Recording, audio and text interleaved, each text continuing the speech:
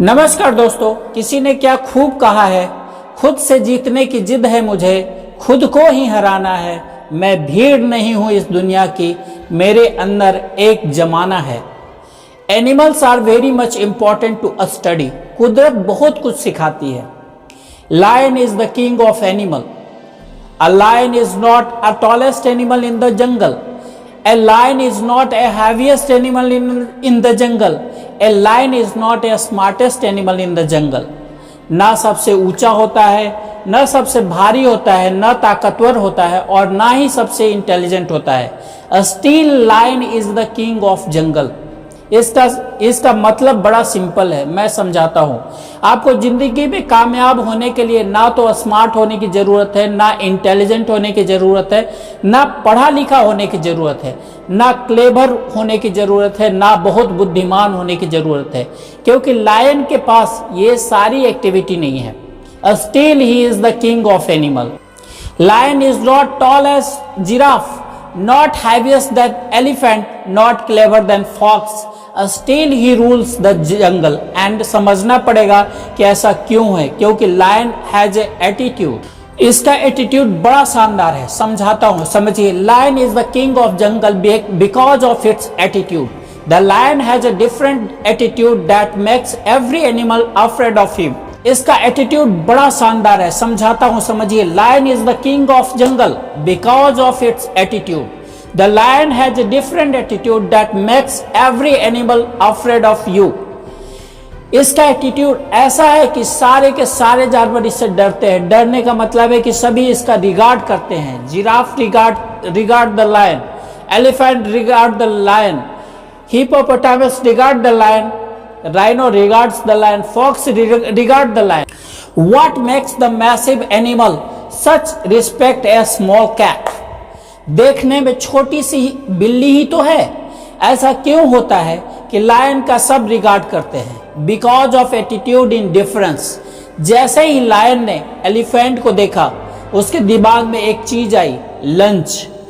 जबकि लायन से एलिफेंट 10 गुना भारी है, लायन से एलिफेंट 5 गुना बड़ा है, और एलिफेंट एक पंजा मार दे तो लायन मर सकता है। लेकिन एलिफेंट को देखते ही लायन के दिमाग में एक बात आती है, लंच, मैं इसको खा सकता हूं। और दूसरी दिशा में एलिफेंट ने जैसे ही लायन को देखा, उसके दिमाग में फट से आती है, ईटर, साला खा जाएगा, उससे भारी है, उससे ताकतवर है, उससे बड़ा है, बस उसको लगता है कि वो खा जाएगा। और लायन जब एलिफेंट को देखता है तो सोचता है लंच, तो उसी तरीके से एक्ट करता है और एलिफेंट उससे घबराता है। मैं आपको बताना चाहता हूं sir, an army of sheep led by lion will win than an army of lion led by a ship.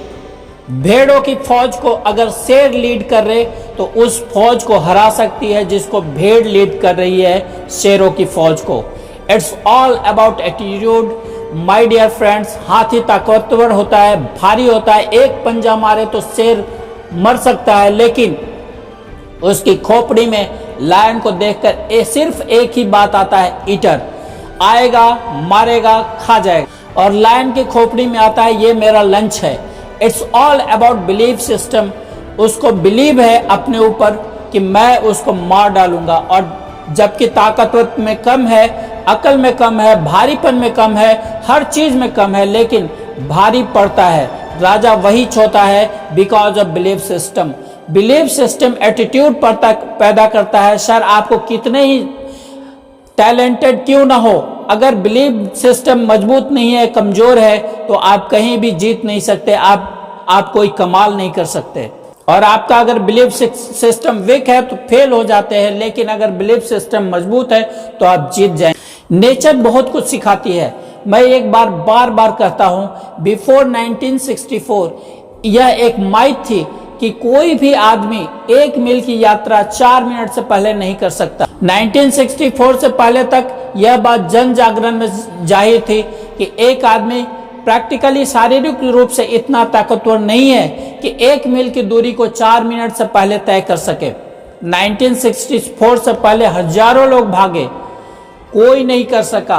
कोई 4 मिनट 10 सेकंड लेता था, कोई 4 मिनट 15 सेकंड लेता था, कोई 4 मिनट 30 सेकंड लेता था।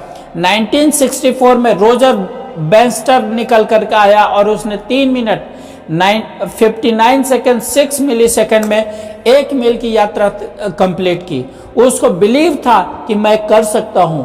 बाकी लोगों को लगता था कि अभी तक आज तक कोई नहीं कर पाया, तो मैं भी नहीं कर पाऊंगा। मजे की बात है कि 1964 से पहले किसी भी ने नहीं किया, लेकिन आज 5 लाख से अधिक लोग ऑलरेडी कर चुके। Even school going kids, school जाने वाले बच्चे का 1964 के बाद जो लोग ट्रैक पर दौड़ते थे उनको लगता था कि रोजर ब्रेंस्टन कर सकता है, तो मैं भी कर सकता हूँ। बिलीफ सिस्टम के हिसाब से एक्ट करते थे। बिलीफ सिस्टम से एटीट्यूड पैदा होता है और खेल चेंज हो जाता है।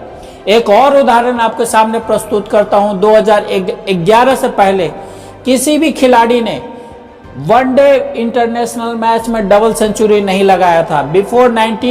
Before 2011, nobody has scored 200 run in one day international match. Sachin Tendulkar आया, साउथ अफ्रीका के अगेंस्ट उसने 200 रन पूरे किए, 200 रन उसने ठोका। उस जमाने में कोई टीम 200 कर जाती थी तो बल्ले बल्ले हो जाता था, कोई 250 कर गया तो बोला जाता था जीत गए, और अगर कोई 300 पूरा कर लिया तो पहाड़ों का रनों का पहाड़ बन जाता था। किसी भी गेंदबाज को बुला लो वनडे इंटरनेशनल में, उस मैच में वो जीत ही हासिल होगी, क्योंकि वनडे इंटरनेशनल में 100 रन बना जाना एक बहुत बड़ी बात समझी जाती थी।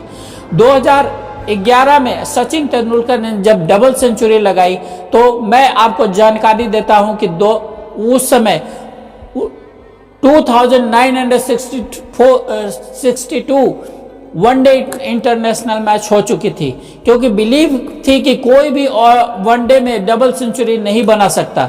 क्या हुआ? चेंज हुआ। 2011 के बाद बिलीफ सिस्टम चेंज हो गया। बिलीफ सिस्टम से एक्टिविटी चेंज हुआ, एक्टिविटी बदल गई, प्लेयर्स का दिमाग चेंज हुआ। इसके बाद सिर्फ 180 वनडे इंटरनेशनल के बाद सहवाग ने डबल सेंचुरी लगाया। रोहित शर्मा ने 3 बार सेंचुरी मारा, मार्टिन गुप्टिल ने मारा, क्रिस गेल ने मारा। दोहरे शतक की एक लाइन लगी 2011 के बाद, क्योंकि 2011 के बाद जब बल्लेबाज क्रीज पर आते थे तो उनकी खोपड़ी में एक ही बात चलती रहती थी कि अगर सचिन तेंदुलकर मार सकता है तो मैं भी मार सकता हूँ। It's all about the belief system.